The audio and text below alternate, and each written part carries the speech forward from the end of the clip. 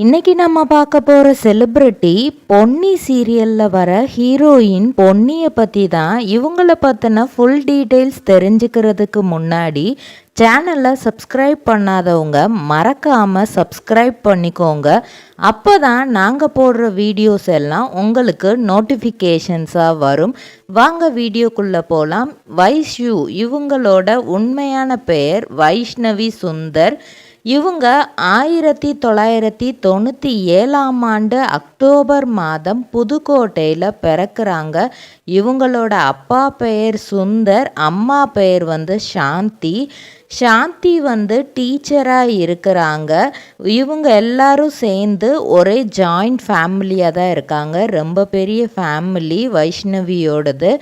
எல்லாரும் சேர்ந்து நல்லா தான் ஒற்றுமையாக வாழ்ந்துட்டு வராங்க. வைஷ்ணவியோட அப்பா அம்மா 2 பேருக்குமே, சாந்தி சுந்தருக்கு 2 பேருக்குமே அப்போதைக்கு சரியான வருமானம் இல்லை. குடும்பத்தை நடத்துறதுக்கும் கஷ்டமாக தான் இருக்குது. ஏன்னா ஜாயிண்ட் ஃபேமிலி, எல்லாருக்கும் நிறைய செய்ய வேண்டியது இருக்கும். அப்போதான் சாந்திக்கு ஒரு கவர்மெண்ட் ஜாப் கிடைக்கிது. அவங்களுக்கு டீச்சராக கவர்மெண்ட் ஜாப் கிடைக்கவும் அவங்க அதிலிருந்து வர்ற வருமானத்தை ஜாயிண்ட் ஃபேமிலியில் இருக்க எல்லாருக்குமே ஷேர் பண்ணி கொடுக்குறாங்க. அவங்க அம்மாவோட இன்னொரு 6 பசங்க, அவங்களோட கூட பிறந்தவங்க 6 பேர், அவங்களுக்கும் சாந்தி தான் எல்லாமே செய்கிறாங்க. ஸோ டோட்டலாக என்னதான் கவர்மெண்ட் ஜாபில் இருந்தாலுமே அவங்க ஃபேமிலி ரொம்பவே கஷ்டப்பட்டுட்டு தான் இருக்காங்க. அந்த ஏர்னிங்ஸ் அவங்களுக்கு சுத்தமாக பத்தலை. அதனால அவங்க என்ன பண்ணிடுறாங்க அப்படின்னா, வைஷ்ணவி பிறந்ததுக்கப்புறம் அவங்கள கூட்டிகிட்டு வெளியே வந்துடுறாங்க. வைஷ்ணவியோட சித்தி தான் அவங்கள ஃபுல் அண்ட் ஃபுல் பார்த்துக்கிட்டதாம். அவங்க அம்மா கவர்மெண்ட் டீச்சர் அப்படிங்கிறதுனால கரெக்ட் டைமுக்கு போகணும் வரணும், இந்த மாதிரி நிறையா வேலைகள் இருந்தது. அவங்களோட அப்பா சாதாரணமாக ஒரு ப்ரைவேட்டில் தான் அந்த டைமில் ஒர்க் பண்ணியிருக்காங்க. அதுக்கப்புறம் அவங்களுக்குமே கவர்மெண்ட்டில் கிடச்சிருக்கு. 2 பேருமே ரொம்பவே பிஸி ஆயிட்டாங்க. என்ன பண்ணுறதுன்னு தெரியல. வைஷ்ணவியை நல்லபடியாக வளர்க்கணும் அப்படிங்கும்போது அதுக்காக அவங்க சித்தி ரொம்பவே சாக்ரிஃபைஸ் பண்ணுறாங்க. அவங்களுக்கு என்னதான் கல்யாண ஸ்டேஜாக இருந்தாலும் ஒரு 25 வயசில் வைஷ்ணவி, அவங்களுக்கு 25 வயசு இருக்கும்போது தான் வைஷ்ணவி பிறக்கிறாங்க. வைஷ்ணவியை ஃபுல் அண்ட் ஃபுல் பார்த்துக்கிறணும், என்ன பண்ணுறது அப்படிங்கிற மாதிரி அவங்களுக்கு ஒன்றுமே புரியல.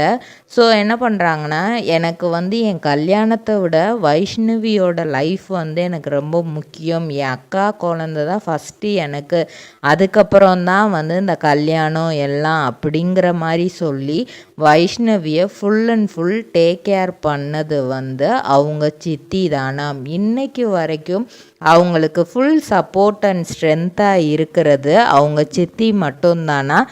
இவங்க ஒரு 10th படிக்கும்போது அவங்க அப்பாவுக்கு வீடு கட்டி முடிக்கிறாங்க. ஏன்னா தனியாக வந்துட்டாங்க. இப்போது 2 பேருமே கவர்மெண்ட் சேலரினால் கொஞ்சம் கொஞ்சமாக சேவிங்ஸ் எல்லாம் பண்ணி ஒரு வீடை கட்டுறாங்க. அந்த வீடு கட்டி முடித்தோடனே வைஷ்ணவியோட அப்பாவுக்கு முடியாமல் வந்துடுது. என்ன அப்படிங்கிற மாதிரி டாக்டர்கிட்ட போய் செக் பண்ணும்போது தான் தெரிய வருது அவருக்கு கேன்சர் இருக்கிறது. ஸோ அவங்க அம்மாவுக்கும் இவருக்கு கரெக்டாக அவங்க அம்மாவுக்கு அப்போ தான் வேறு ஒரு ஸ்கூலுக்கு ட்ரான்ஸ்ஃபர் பண்ணுறாங்க. இவங்க அப்பாவுக்கும் கேன்சருங்கிறது தெரிய வருது. சரி, ரிலேட்டிவ்ஸ் இருக்காங்கல்ல, அவங்க ஹெல்ப்ஃபுல்லாக இருப்பாங்க, பக்கத்தில் தானே இருக்காங்க அப்படிங்கிற மாதிரி தான் அவங்க அம்மா கவர்மெண்ட் அங்கே ஸ்கூலுக்கு போயிட்டு அந்த மாதிரி இருந்திருக்கிறாங்க. பட் எந்த ரிலேட்டிவ்ஸும் எந்த ஒரு ஹெல்ப்பும் பண்ணலை. நம்ம வைஷ்ணவியும் அப்போ ரொம்ப சின்ன பொண்ணு, அந்த 10th ஸ்டாண்டர்ட் படிக்கிற பொண்ணுக்கு என்ன பண்ணுறதுன்னு கூட தெரியல. தன்னோட அம்மா கிட்டேயும் சித்திக்கிட்டேயும் தான் இதை பற்றி நிறைய புலம்புறாங்க. என்னால் முடியல, அப்பா படுற கஷ்டத்தை என்னால் பார்க்க முடியல அப்படிங்கிற மாதிரி சொல்கிறாங்க. அதனால் அவங்க அம்மா இவங்க 2 பேர்த்தையும் இவங்க +1 படிக்கும்போதே வந்து அங்கே ஷிஃப்ட்டு பண்ணி கூட்டிகிட்டு ஒரு +1 பாதியிலே கூட்டிகிட்டு போயிடுறாங்க. ஆனால் அங்கே இவங்க பாதியில் கூட்டிகிட்டு போனதுனால அது +2 டைமுங்கிறதுனால எந்த ஒரு ஸ்கூல்லையும் வந்து இவங்களுக்கு வந்து அட்மிஷனே கிடைக்கல. அட் த சேம் டைம் இவங்க என்ன பண்ணுறது, ஆனால் படித்து தான் ஆகணும். அவங்க 2 பேரும் கவர்மெண்ட் ஜாபில் இருந்தனால இவங்களும் ஒரு கவர்மெண்ட் ஜாப் தான் போய் ஆகணுங்கிற ஒரு கட்டாயமும் அவங்க அம்மா கிட்ட இருக்குது. அதனால் இவங்க என்ன பண்ணுறாங்க, ஒரு சென்டரில் பேசி இவங்கள வந்து டுட்டோரியல் மாதிரி அதில் இருந்து எக்ஸாம் எழுதி பாஸ் பண்ண வைக்கிற மாதிரி ஏற்பாடு பண்ணுறாங்க. பார்த்தா டுட்டோரியலில் சேர்த்தா இவங்க பப்ளிக் எக்ஸாமுக்கு அப்ளை பண்ணும்போது ஹாஃபலியில் வந்து இவங்க ஏதோ ஒரு சப்ஜெக்டில் வந்து ஃபெயில் ஆகிருக்கிறதா வந்து சொல்லியிருக்காங்க அந்த ஸ்கூல் நிர்வாகத்தில் இருந்து. அப்போ தான் ஆனால் அவங்க அந்த ஸ்கூலில் வந்து எல்லா எக்ஸாம்ஸும் அட்டன் பண்ணியிருக்காங்க, எந்த எக்ஸாம்லேயுமே ஃபெயில் ஆகலை. ஸோ கவர்மெண்ட்டில் வந்து எந்த ஸ்டெப்பெல்லாம் எடுக்க முடியுமோ அந்த ஸ்டெப்பெல்லாம் எடுத்து இவங்க கஷ்டப்பட்டு தான் 12த்தையே பாஸ் பண்ணி வந்திருக்காங்க. அதுக்கப்புறம் நார்மலாக ஒரு டிகிரி, அந்த டிகிரி படிக்கும்போதே வந்து சின்ன பிள்ளையில் இவங்களுக்கு எக்ஸ்ட்ரா கரிக்குலர் ஆக்டிவிட்டீஸில் தான் நிறைய ஆர்வம் இருந்திருக்கு.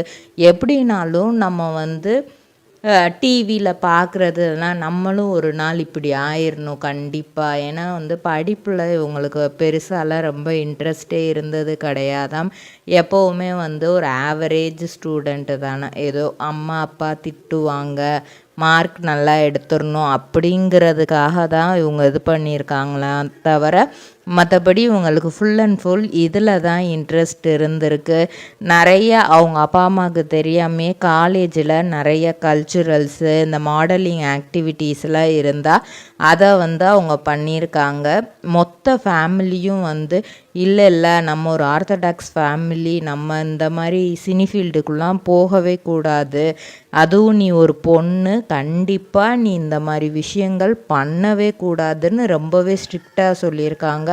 அவங்க அம்மா அப்பா எல்லாருமே ரொம்ப ஸ்ட்ரிக்டான ஒரு ஆர்டர் கொடுத்துட்டாங்க. இவங்களுக்கு என்ன பண்ணுறதுனே தெரியல இதுக்கப்புறம். ஸோ ஃபேமிலியில் ஒரே ஒரு ஜீவன் மட்டும்தான் இவங்களுக்கு ஹெல்ப் பண்ணுறாங்க, அவங்களோட சித்தி.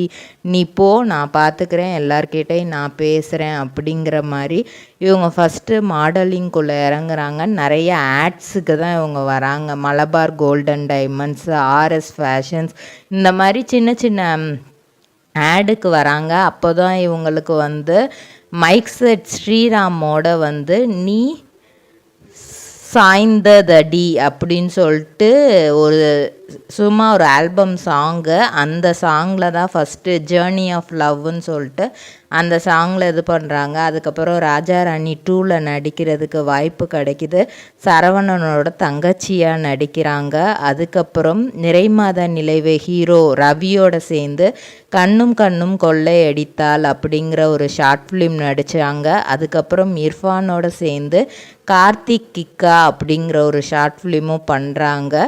இது எல்லாம் பண்ணதுக்கப்புறம் தான் ஏன் வந்து இவங்கள ஒரு ஹீரோயின் லீடாக போடக்கூடாது அப்படின்னு விஜய் டிவி வந்து முடிவு பண்ணி, ஏன்னா இன்ஸ்டாலேயும் இவங்களுக்கு நிறையா ஃபாலோவர்ஸ் வந்துட்டாங்க. ஸோ இவங்கள கண்டிப்பாக ஏற்கனவே ஒரு சீரியல் வேறு பண்ணியிருக்காங்க, இவங்கள ஒரு லீட் ரோலில் போடலாம் அப்படின்னு முடிவு பண்ணி தான் பொன்னி சீரியலில் வந்து இவங்களுக்கு ஹீரோயினாக கொடுத்துருக்குறாங்க. அதுக்கு முன்னாடி இவங்க வந்து ரன் அப்படிங்கிற சீரியல்லையும் தங்கச்சி ரோல் தான் பண்ணியிருக்காங்க.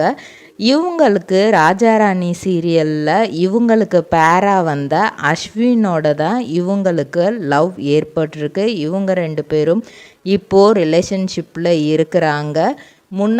இவங்களுக்கு முன்னாடி அஸ்வினுக்கு முன்னாடியும் அவங்களோட ஒரு ஃப்ரெண்டை தான் லவ் பண்ணாங்க.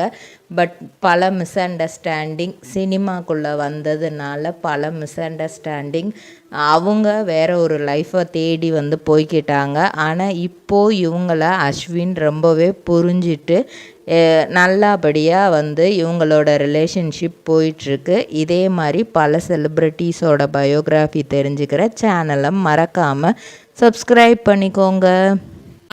சொந்தமாக தொழில் தொடங்கணும்னு ஆசையா? ஆனால் முதலீடு நினச்சி கவலையாக இருக்கா? கவலை விடுங்க. ஆர்ஆர்ஆர் ட்ரேடிங் கம்பெனி இப்போது உங்களை ஒரு வெற்றிகரமான பிஸ்னஸ் மேனாக மாற்ற ரெடியாக இருக்கும். முக்கிய அம்சங்கள் என்னென்னா, பாக்குமட்டை தட்டு தயாரிப்பு தொழில் ரொம்ப சிம்பிள், ஆனால் லாபம் அதிகம். நாங்களே லோனும் அரேஞ்ச் பண்ணி தரோம். இதில் ஸ்பெஷல் என்னென்னா 25லேருந்து 35% வரைக்கும் மானியமும் கிடைக்கும். உயர்தர மிஷின்ஸ் மற்றும் தரமான ரா மெட்டீரியல்ஸ் வருஷம் முழுக்க நாங்களே சப்ளை பண்ணிடுவோம். நீங்கள் தயாரிக்கிற தட்டுக்களை நாங்களே நேரடியாக வாங்கிக்கிறோம். வாழ்க்கையில் ஜெயிக்க இதுதான் சரியான நேரம். உடனே கால் பண்ணுங்க. தொடர்புக்கு 8015983336. ஆர்ஆர்ஆர் ட்ரேடிங் கம்பெனி, உங்கள் முன்னேற்றத்திற்கு எங்களது கரம்.